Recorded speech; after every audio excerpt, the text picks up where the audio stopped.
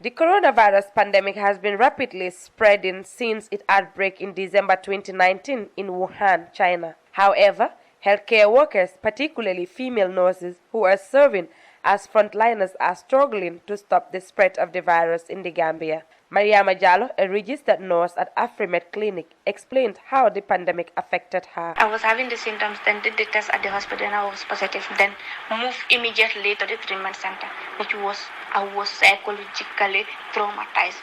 It was traumatizing. I could not inform any of my family members, and even if I inform them, how will they feel?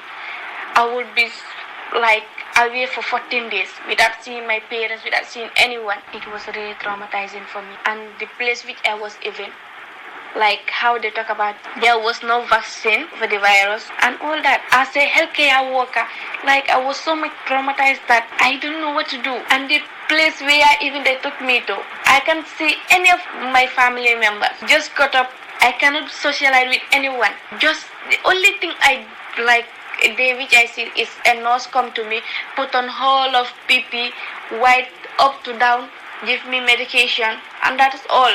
Check my temperature, and that's all. It was really traumatizing. Meanwhile, Mariama Kinte, a midwife at Edward Francis Small Teaching Hospital, explains how the wearing of face masks during the pandemic affected her. Basically wear a face mask the whole day.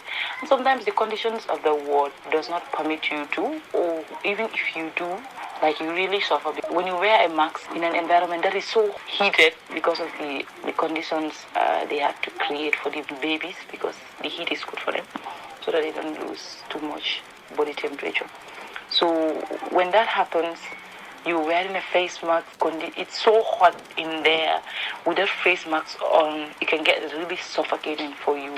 And the nature of our job is you can work for hours without a break. So before, without the COVID restrictions, you understand, you get to walk, but without a face mask in the world and interact with. But now you need to wear a face mask in a condition that is so very hot. That was Mariama Kinte, a midwife at Edward Francis Small Teaching Hospital, speaking. Considering sacrifice and efforts taken by frontline healthcare workers, particularly female nurses who are serving as home managers, should be given regular motivation by government and development partners.